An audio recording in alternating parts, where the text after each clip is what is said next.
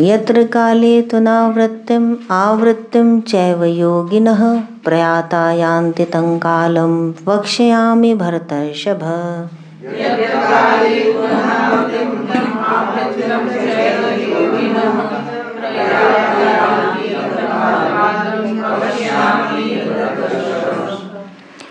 अग्निर्ज्योतिरः शुक्लः षण्मासा उत्तरायणं तत्र प्रयाता गच्छन्ति ब्रह्म ब्रह्म विदो जनाः।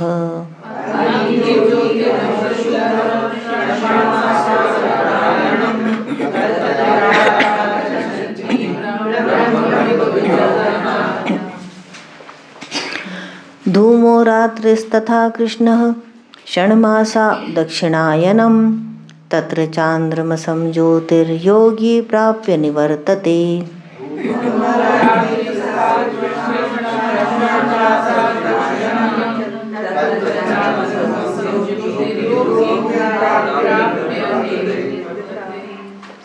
शुक्ल कृष्णे गते वेते जगतः शाश्वते मते एकया यात्यनावृत्तिम् अन्यया वर्तते पुनः।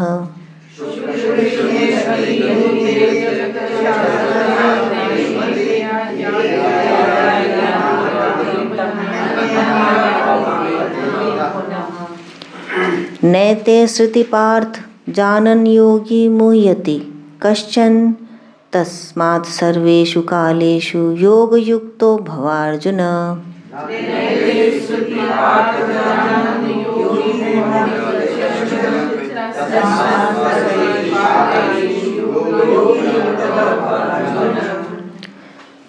वेदेषु यज्ञेषु तपःसु चैव दानेषु यत् पुण्यफलं प्रदिष्टम् अत्येति तत्सर्वमिदं विदित्वा योगी परं स्थानमुपैतु चाद्यम्।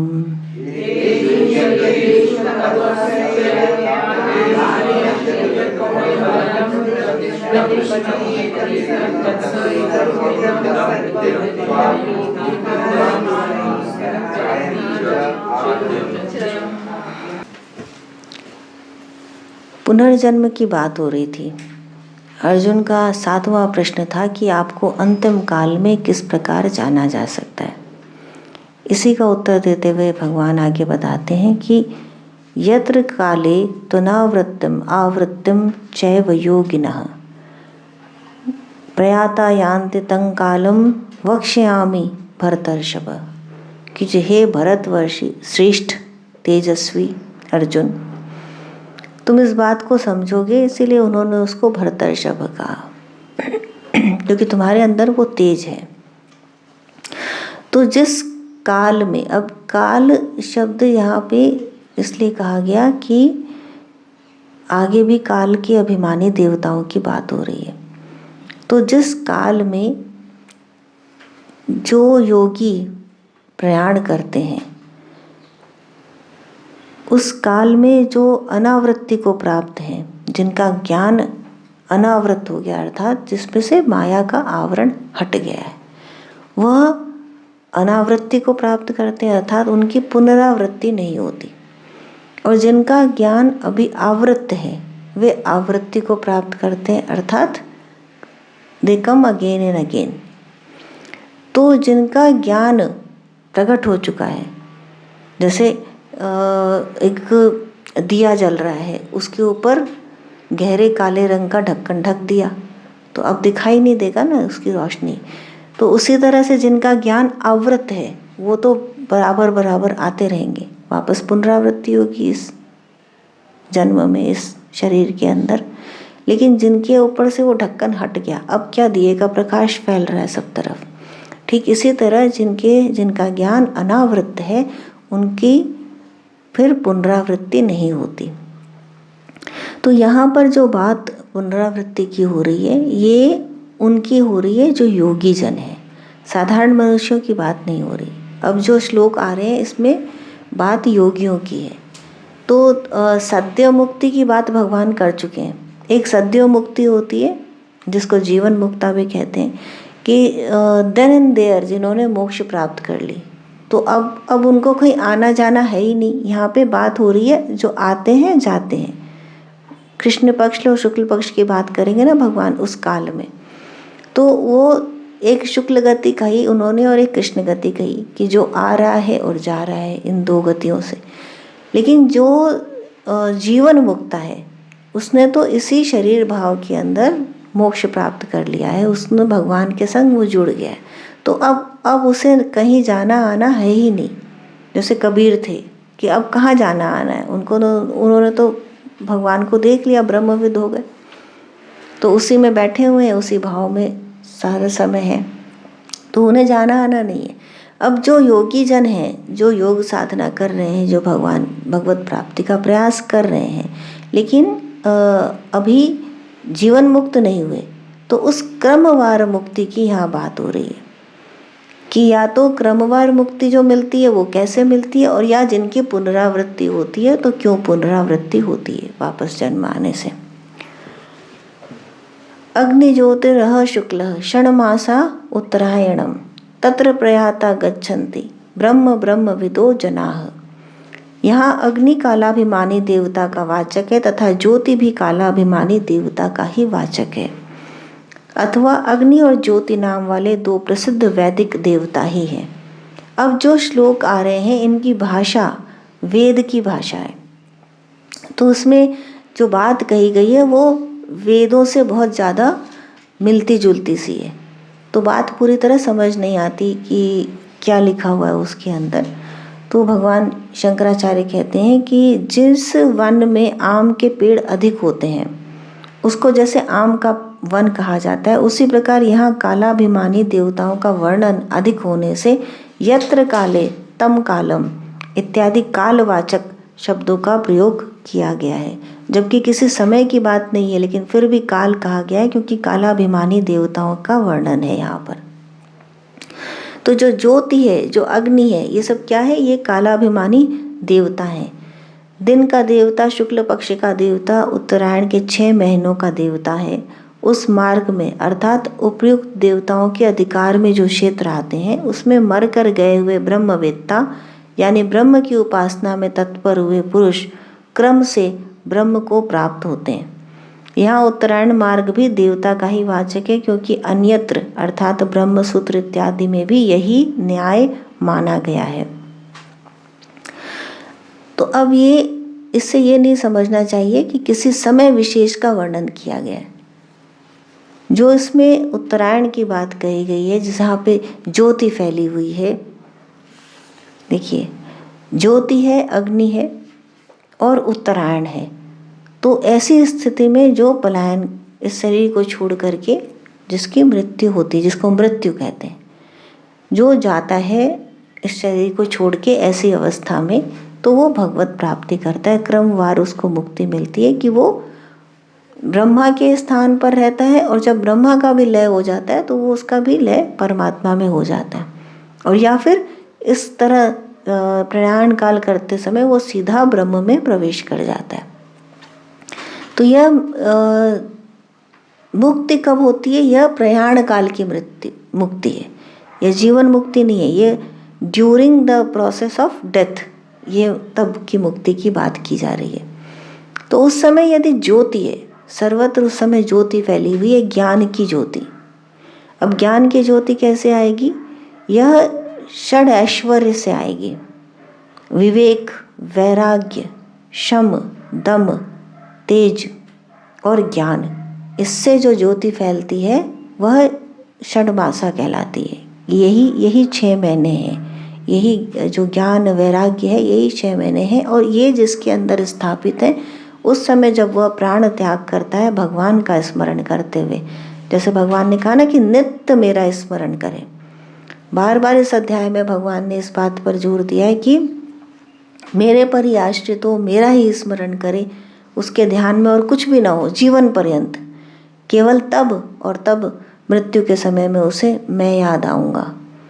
तो ऐसा करते हुए जो प्रयाण करता है उसे मैं ही प्राप्त होता हूँ, और वो इस दुखालय संसार में पुनः लौटकर नहीं आता। अब है धूमो रात्रिस्तथा कृष्ण षण्मासा दक्षिणायनम। तो अब एक तो उत्तरायण की गति हो गई। उत्तर जैसे हम मैप में बनाते हैं, नॉर्थ साउथ ईस्ट वेस्ट बनाते ना, तो नॉर्थवर्ड जर्नी ऊपर की तरफ होती है, उत्तरायण। तो वो तो जर्नी हो गई ऊपर की तरफ जिसकी अभी बात की। अब दक्षिणायन, तो ये जर्नी हो गई नीचे की तरफ, डाउनवर्ड। धूमो रात्रिस तथा कृष्ण षण्मासा दक्षिणायनम, दक्षिण की तरफ हो। धूम अर्थात धुएं का वहाँ पर वर्चस्व हो। तो अब इसका एक्सप्लेनेशन कई तरह से किया जा सकता है। एक तो ये कि जो हम ज्ञान विज्ञान के आधार पर कर रहे थे कि जहाँ पर ज्ञान है, जहाँ पर षडैश्वर्य है, वहाँ पर ज्ञान की ज्योति है, विवेक वैराग्य की ज्योति है। और उस प्रकार जो ज्योतिर्मय पथ है, उससे जो ऊपर की उठती हुई ऊर्जा में प्रयाण करता है, उसे भगवान मिलते हैं। और उसी से विपरीत जिसके पास अज्ञान का धुआं है, जैसे ज्ञान से रोशनी होती है वैसे ही अज्ञान से अंधेरा हो जाता है। तो जहाँ अज्ञान का धुआं है, दक्षिण उन्मुख उसकी गति है, नीचे की तरफ प्रवृत्ति काल में। और षड विकारों से जो जिसका जीवन है, मतलब उसने योग साधना की है। देखिए साधारण मनुष्य की बात तो हो ही नहीं रही है, तो पहले ही भगवान ने बता दिया कि योगी कहकर जिसको भगवान ने एड्रेस किया, तो वो साधारण मनुष्य तो नहीं है, वह साधना पथ पे अग्रसर है। लेकिन फिर भी उसके अंदर षड विकारों का समावेश है। काम, क्रोध, लोभ, मोह, मद, मत्सर, ये 6 विकार हैं जो घेरे रहते हैं मनुष्य को। इवन इससे ये सिद्ध होता है ना कि योगियों को भी साधना पथ पर है तब भी अभी अपने विकारों से मुक्त नहीं हुआ। तो यदि जीवन पर्यंत विकारों से मुक्त नहीं हुआ, तो मृत्यु के समय भी वही विकार उसको घेरेंगे। ये पॉसिबल नहीं है कि जीवन भर कुछ भी किया, मरने के समय काशी में चले गए या संगम में नहा लिए और आपको मुक्ति मिल गई। नहीं, जो आपने जीवन भर किया वही मृत्यु के समय खड़ा होगा साथ में। तो ये षड्विकार यदि खड़े हैं तो धुआं फैलेगा अज्ञान का और दक्षिण की तरफ गति हो जाएगी। और तब क्या होगा, तब पुनरावृत्ति होगी, फिर से जन्म लेना पड़ेगा। जिस मार्ग में धूम्र और रात्रि है, अर्थात धूमाभिमानी और रात्रि के अभिमानी देवता हैं, तथा कृष्ण पक्ष अर्थात कृष्ण पक्ष का देवता है, एवं दक्षिणायन के 6 महीने हैं, अर्थात पूर्ववत दक्षिणायन मार्गाभिमानी देवता हैं। उस मार्ग में गया हुआ योगी अर्थात ईष्ट पूर्त आदि कर्म करने वाला कर्मी चंद्रमा की ज्योति को अर्थात कर्म फल को प्राप्त होकर भोग कर उस कर्म फल का क्षय होने पर लौट कर आता है, पुनर्जन्म होता है। जो अच्छे काम किए उनका फल मिलता है, उतने दिन का स्वर्ग मिलता है उसको, उतने समय का सुखद अनुभव होते हैं मृत्युपरांत। लेकिन फिर क्योंकि षड विकारों से घिरा हुआ है, तो सूर्य की ज्योति को प्राप्त न होकर चंद्रमा में क्या और सूर्य में क्या फर्क है यहाँ पर, कि चंद्रमा में क्षय होता रहे, सूर्य वैसा का वैसा है, चंद्रमा घटता बढ़ता है ना, तो उसी प्रकार क्षय को प्राप्त होकर के वह पुनः लौट करके आता है इस संसार में। शुक्ल कृष्णे गति हेते जगतः शाश्वते मते एकया यात्यनावृत्तिम अन्यया वर्तते पुनः। शुक्ल और कृष्ण ये 2 मार्ग भगवान ने बताए, और इनको क्या बताया कि ये शाश्वत हैं जगत में, पहले से थे, आज भी हैं और बाद में भी रहेंगे। तो ये तो गति सबकी होती है, किसी को एक गति प्राप्त होती, किसी को दूसरी गति प्राप्त होती, ये शाश्वत है। तो इनसे ये ऐसे 2 मार्ग जगत के लिए नित्य सदा से माने गए हैं, क्योंकि जगत भी नित्य है। यहाँ जगत शब्द से जो ज्ञानी और कर्मी उपयुक्त गति के अधिकारी हैं उनको समझना चाहिए, क्योंकि सारे संसार के लिए यह गति संभव नहीं है। तो शंकराचार्य कहते हैं कि यह गति जो बताई गई है यह योगियों के लिए बताई गई है, संपूर्ण संसार के लिए नहीं बताई गई है। क्योंकि वह तो उसमें तो ज्ञान की वह ज्योति भी नहीं होती जिसको चंद्रमा की ज्योति कहा जाए, वह योगी भी नहीं होता, वह साधक भी नहीं होता। तो एक बात को अच्छी तरह ध्यान रखना चाहिए कि ये जो 2 गतियाँ शाश्वत बताई हैं यह योगियों के लिए, कि कुछ योगियों को ब्रह्म प्राप्ति हो जाती है और कुछ का पुनर्जन्म होता है। वो अपने जहाँ तक उन्होंने साधना की वहीं से फिर उनके साधन आगे बढ़ती है और एक दिन उन्हें भी फिर मुक्ति मिलती है। नैते श्रुति पार्थ जानन योगी मुह्यति कश्चन तस्मात् सर्वेषु कालेषु योग युक्तो भवार्जुन। तो इन दोनों मार्गों को इस प्रकार जो जानने वाला है, हे अर्जुन, भगवान कहते हैं, तो वो पुनर्जन्म में नहीं फंसता। वह जानता है कि उसको किस प्रकार मोक्ष मिलेगा, जो इनको जानता है, और वह मोक्ष के लिए प्रयास करता है, फिर मोहित नहीं होता। वेदेषु यज्ञेषु तपस्सु चैव, भली प्रकार पाठ किए गए वेद, अच्छी प्रकार किया गया यज्ञ और तप, यह देख करके कि कौन पात्रता का अधिकारी है, दिया गया दान, और इससे जो इन सब से जो पुण्य फल अर्जित होता है, इन सब को भी जो पार कर जाता है। कौन पार कर जाता है? जो जान लेता है तत्सर्वमिदं, जो जान लेता है कि जो मैं हूँ वही सब जगह है, कि मेरे अतिरिक्त और कुछ है ही नहीं, वह योगी मेरे स्थान पर आ जाता है, वह इस सब को पार कर जाता है। और जो मुझे पहचान लेता है वह मुझी को प्राप्त कर लेता है, उसका पुनर्जन्म नहीं होता। तो जितना कुछ भगवान ने बताया इस अध्याय में, कि 7 प्रश्न के उत्तर देते हुए भगवान ने बताया कि जो इन सबको जान लेता है, तो आरंभ कहाँ से किया था कि ब्रह्म क्या है, कर्म क्या है, अधिदेव, अधिभूत, अधियज्ञ क्या है, और स्वभाव अध्यात्म क्या है, फिर किस प्रकार आपको प्रयाण काल में जाना जा सकता है। तो भगवान ने कहा जो इन सब को जान लेता है वह प्रयाण काल में मेरा ही नाम लेते हुए, मेरा ही स्मरण करते हुए, इन सबको जानकर, बिना जाने नहीं, जानना जरूरी है, तो ज्ञान आवश्यक है। ज्ञान में प्रवाहित होते हुए, उसके साथ जुड़ते हुए वह मुझको ही प्राप्त होता है, और उसका दूसरा कोई योग नहीं होता, तो पुनर्जन्म से बाहर आ जाता है।